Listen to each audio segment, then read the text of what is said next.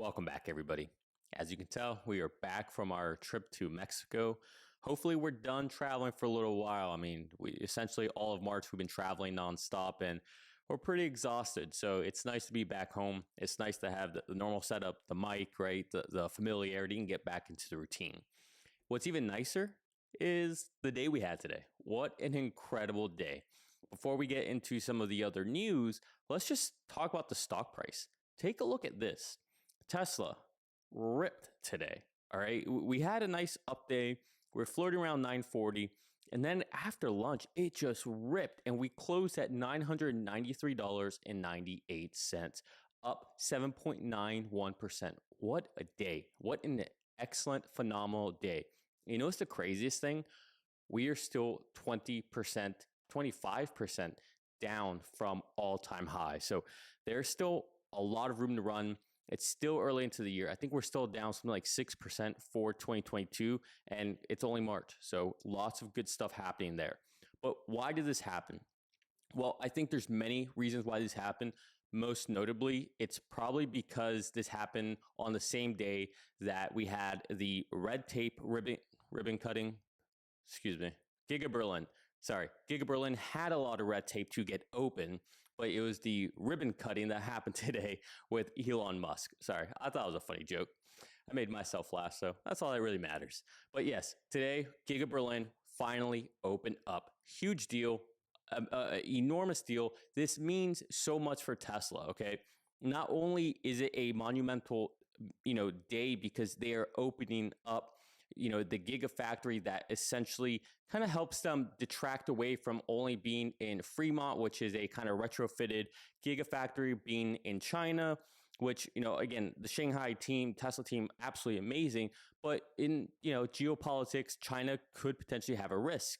And so having Germany open now gives more, more balance to the way things are with Tesla, right? It's a third Gigafactory. Austin's right behind it as well, to give it even more balance. So that's one reason Giga Berlin's a big deal. It's also a big deal because we are in the heart, the homeland country of BMW, of Mercedes, of Volkswagen, right? The mecca of auto manufacturers. I know a lot of people might think Detroit. No, I'm sorry. In my opinion, it's Germany. And so the fact that Tesla is opening up there is a big deal. Tesla is officially a German automaker. This is a big deal. Tesla is going to eat everybody's lunch left and right. So congratulations to Tesla. Congrats to Elon. I'm sure this has been something that's been really stressful for you. And congrats to all 30 people who received their Teslas today. I mean, that must have been extremely exciting. You can see kind of rolling. You can see Elon's speech here. I'm sure you've seen all of it on YouTube or on Twitter. Lots of beautiful pictures. Great uplifting speech by Elon talking about being hopeful for the future, that, don't get down on it. We can still, solve all these problems, whether it's climate change, even geopolitics, right? We can solve these problems. They're all solvable problems. So, you have to be excited about the future. And I love that Elon keeps saying these things, because as long as Elon's believing that as well, I think that bodes well for Tesla and, the rest of the company. So before we get into the main topic of today's video, which is essentially going to be about Tesla's secret master plan, part 3. Now, I've already made one of these videos giving you my thoughts and opinions about what it would be. And I think I was right in many ways, but I want to add to it because Elon recently tweeted, which I'm sure you guys saw the tweets, but I want to give you my spin on it and my perspective on what may or may not be in this secret master plan. So I've heard a lot of people talk about it. I have somewhat of a differing opinion, so stick around for that. But before we get into that, I want to take a look at this back and forth with Jim Cramer on CNBC, which, look, I love that he is being, positive today with regards to Tesla and Elon, but it's the inconsistency that just blows my mind. So let's take a look at this clip. It's fairly quickly, so it won't drag out too long, but I think it's worth noting the mindset of these, what I call day traders, these short-term investors. I'm not saying Jim's a day trader per se, but he's former hedge fund. He looks at things in incremental quarters instead of the bigger picture. So let's take a look at this. I think Tesla stock's about to have a big run, and Tesla stock can be a major leader here. And one of the reasons I think is that, an often oft-guessed Dan Ives is saying, in a nutshell, we believe by the end of 2022, Tesla will now have the capacity run rate for overall 2 million units. And they also seem to have the supply chain problems figured out a lot better than everybody else. And then they talking about de-risking China, that China is no longer as important, which is obviously major because China's so convoluted. But I just think this is right in the wheelhouse of the country that is known as the capital. Now, I used to be Detroit, and I still love Detroit, but you're going up against BMW and Benz. And, Musk just laughs at everyone. He's contemptuous of everyone other than Musk. I like that. It is amazing that even though Giga Berlin's been in the works for so long, its debut is coinciding with the time where the EU is like, we got to get off oil. Yes. Period. And by the way, everything seemed to me to be a hoax that was against him. The forests, the Schwarzwald. I mean, come on. Give me a break. I mean, there were just interests in Germany that didn't want this, but you're right.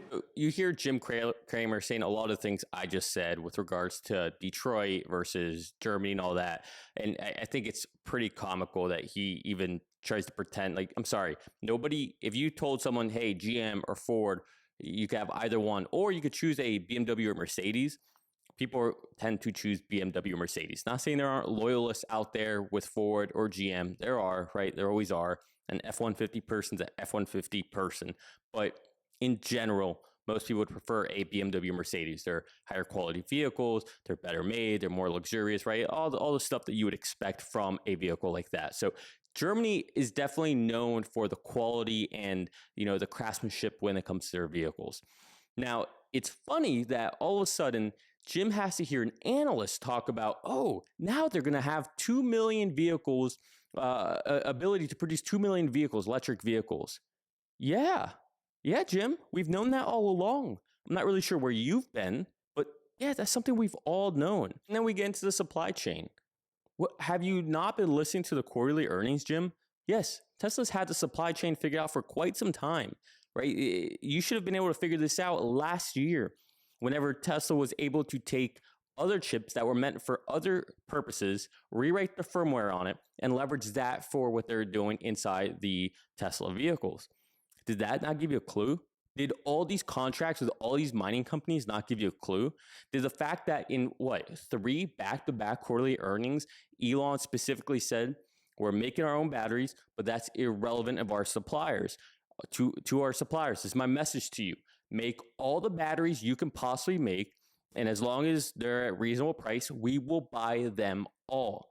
Elon said that for many, many quarters, all right? This was over a year ago. He was saying this, maybe even 2 years ago at this point. So at what point was it not obvious that they had the supply chain problem, fixed better compared to everybody else? At what point was it not obvious that they could make 2 million vehicles?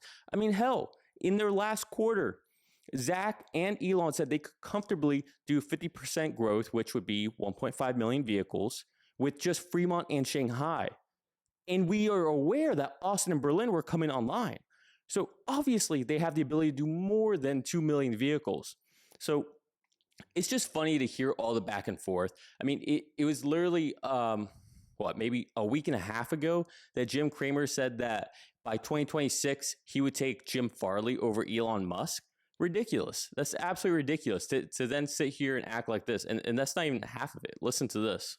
Look, I think we should feel proud that Tesla has gone right to the Capitol and said, you know what, Bavarian Motor Works, take this. People want Teslas. They're not buying your electric cars. Right. And that's a very, very good call. And as far as Musk goes, he's got that going on. And also Starlink and the benefits that's giving to Ukraine and their ability to stay connected is pretty amazing. I think Musk I mean, I would give him the ball. If I were the president, I would say, all right, what do we do? What do we do weapon-wise? We're sending we're sending these weapons over from like Desert Storm.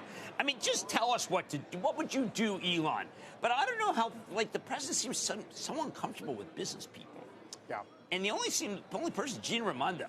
But that's the Commerce Secretary. That's never been the power in the White House. Right. I think the So even more glowing comments with regards to Elon Musk. Yet Jim, again, I don't know why. It's like an unspoken thing people don't want to say, other than a couple people on mainstream media. But it's not that the president isn't comfortable around business people. He has literally excommunicated Elon Musk from the White House. He doesn't care about what Elon has to say, even though you could argue that Elon is having more of an effective impact as an individual than anyone else with the whole Ukraine crisis, right? Or the whole invasion. So I don't know. I do agree with what Jim's saying. The White House, Biden, they should ask Elon what his thoughts are, get some opinions. Even if you don't agree with anything he says, and even if he says, I don't really have any ideas on that, it's not really my forte, I think in a position like that, you want to have the best minds around you, right? We did that in World War II. We had the best minds around. We didn't really, we even, Einstein, right?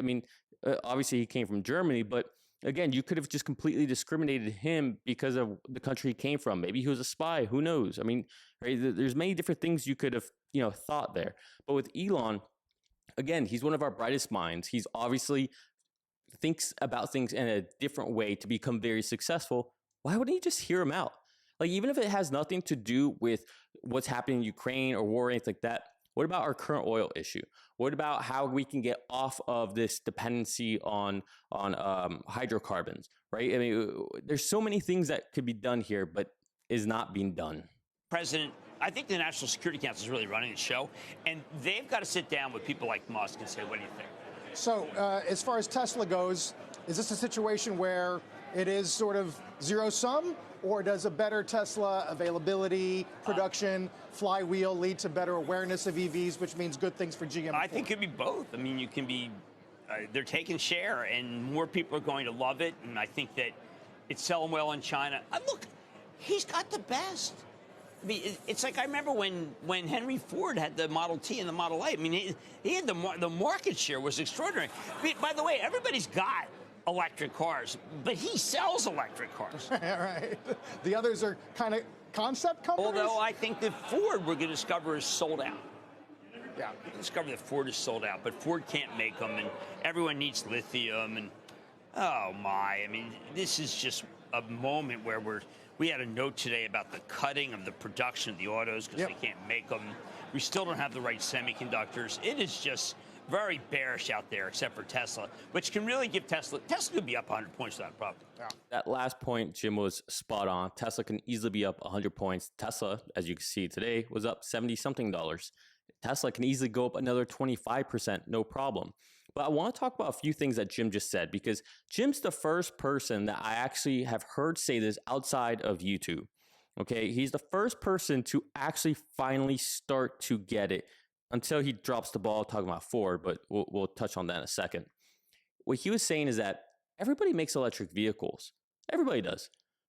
BMW does, Ford does, GM pretends to, or not GM does, BYD does, everybody does, Mercedes, BMW, everybody makes electric vehicles. But Tesla's the only one that sells electric vehicles, right? What does this remind you of? Well, it's like smartphones. Okay, we got to a point where everybody had a smartphone. Everybody made a smartphone. Nokia had theirs. BlackBerry had theirs. Motorola had theirs. On and on. Sony Ericsson, right?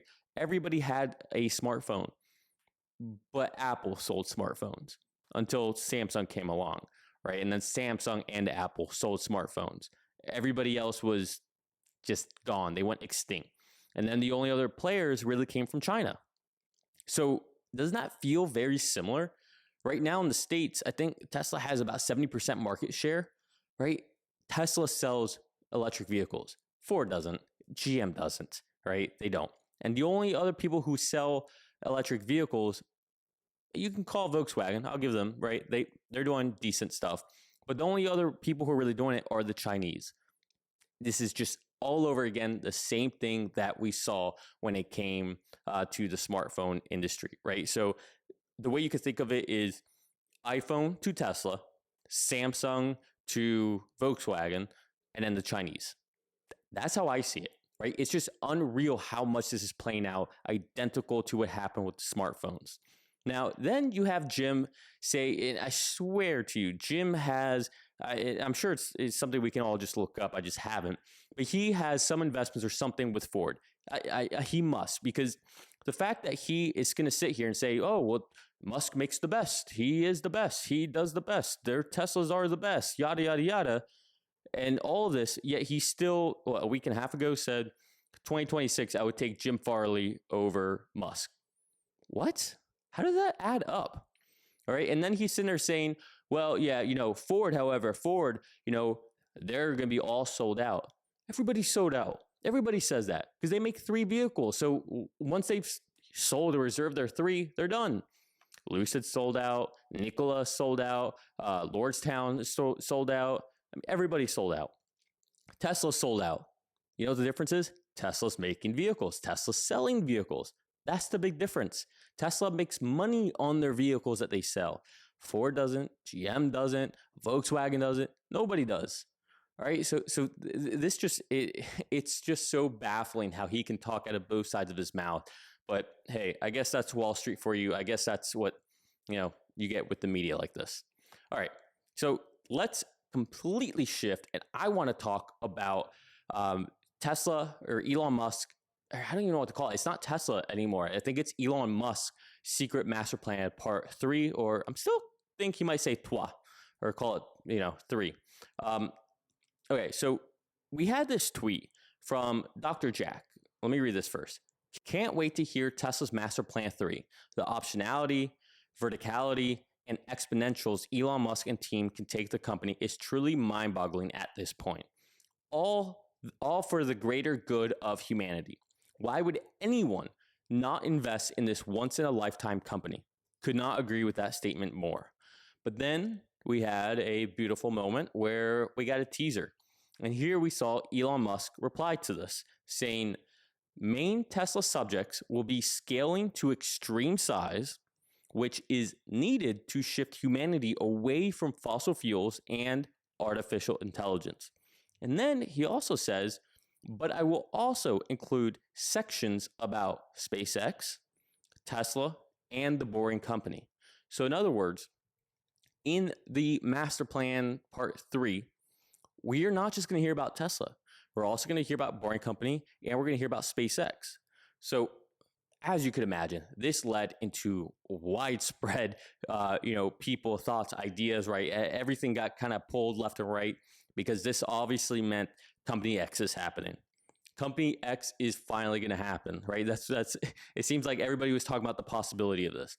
For those of you who don't know, Company X is I think Elon owns the rights to the name, but the idea is for Company X to be a holding company for all of Elon's companies, right? He's got Neuralink, he's got SpaceX, he's got Boring, he's got Tesla.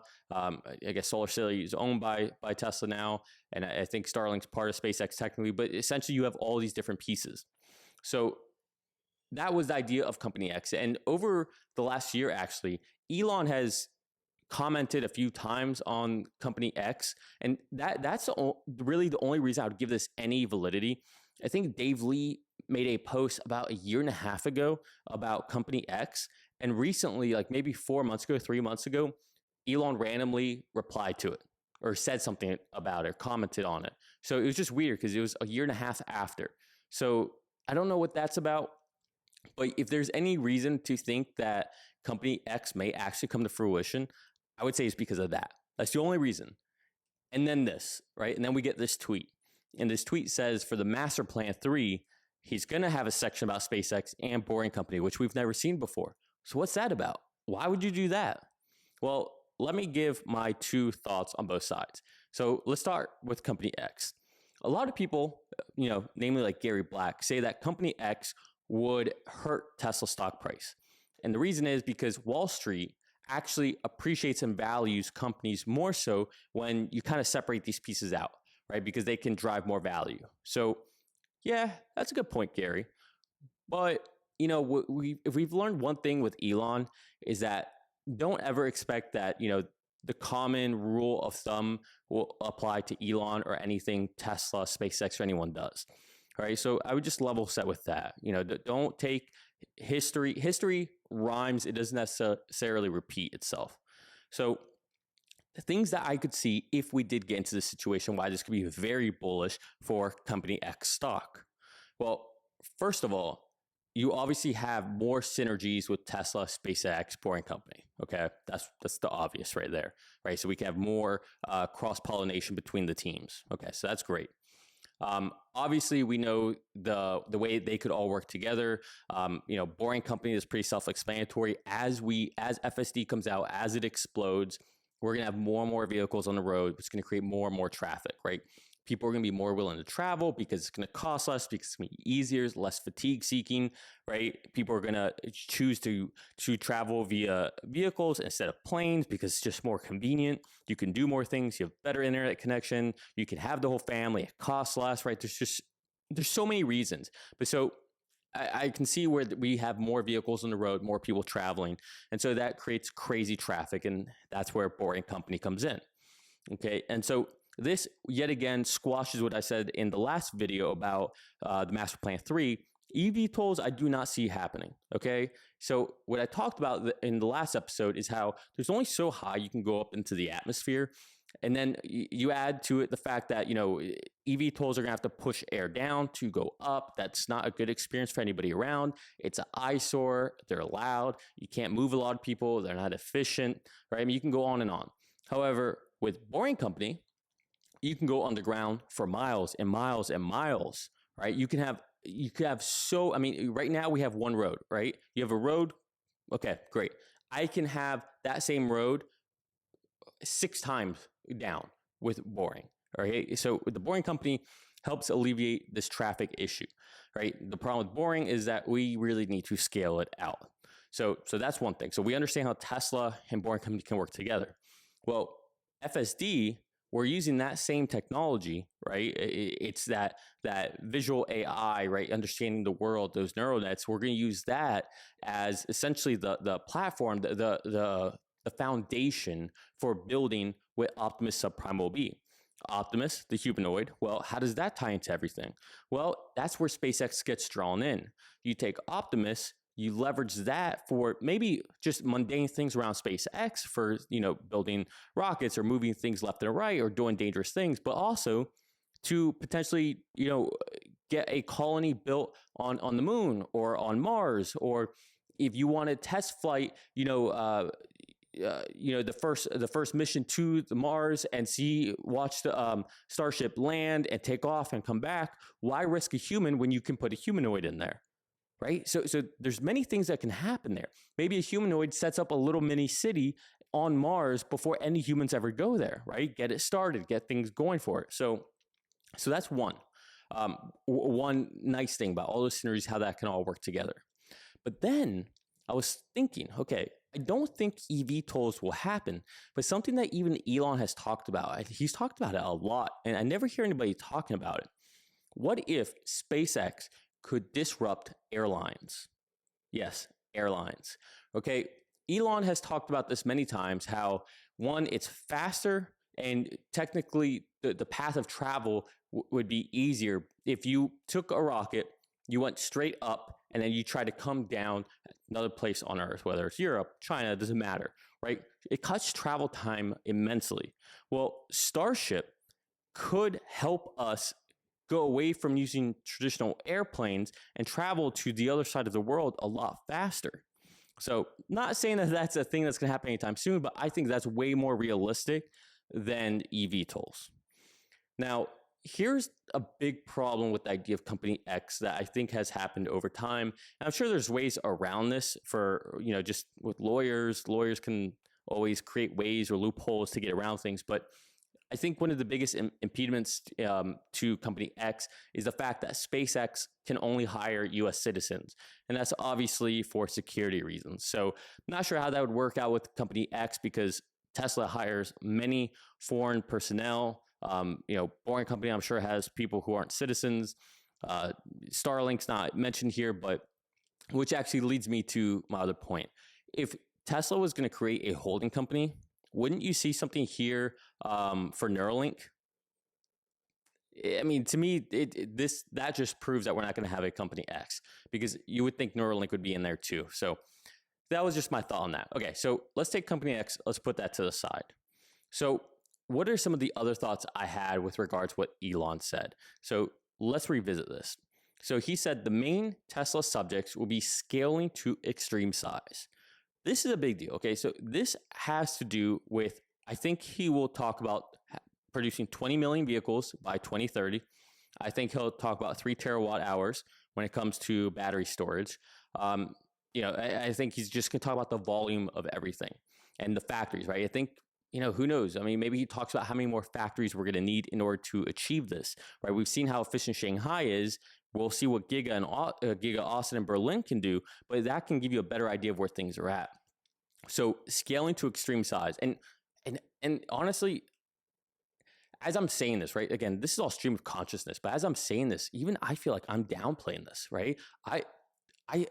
You can think a lot bigger of how this could be done. So, this is just quick thoughts. So keep that in mind.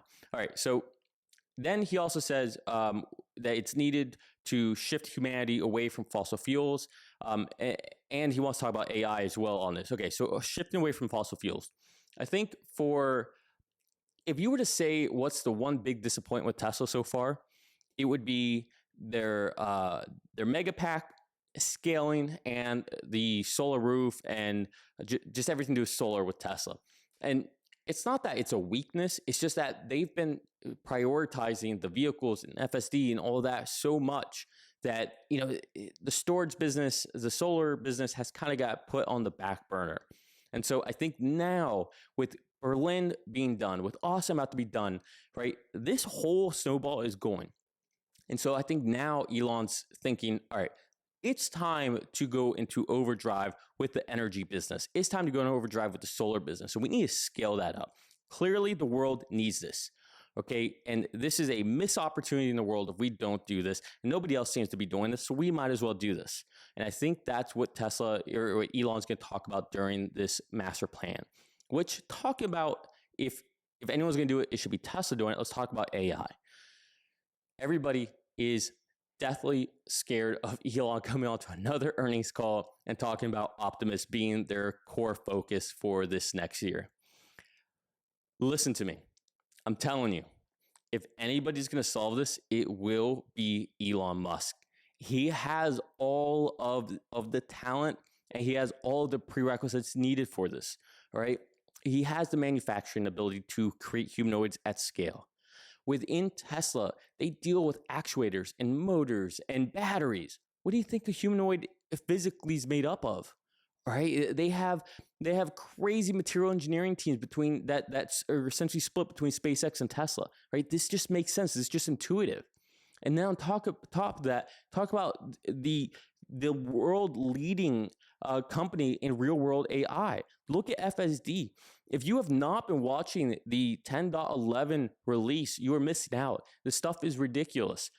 What the vehicle is doing before 10.11, I did not really have a lot of faith in Elon with regards to being at level 4 better than human by the end of the year. Looking at 10.11 and knowing we are still in March, I now have no doubt we're going to get there. It just seems beyond clear now. And I understand now why Zach and Drew and Elon were all so confident on the last earnings call. It's just absolutely amazing. All right. So obviously he's going to talk about AI. He's going to talk about Optimus. He's going to talk about full self-driving. He'll probably talk more about Optimus rather than FSD. I feel like FSD was a big part of the master plan part 2.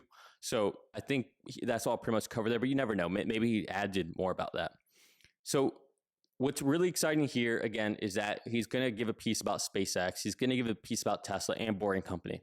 But I think this goes back to what I said on the first episode. I covered this. Okay, I think a more realistic approach to this isn't a company holding X.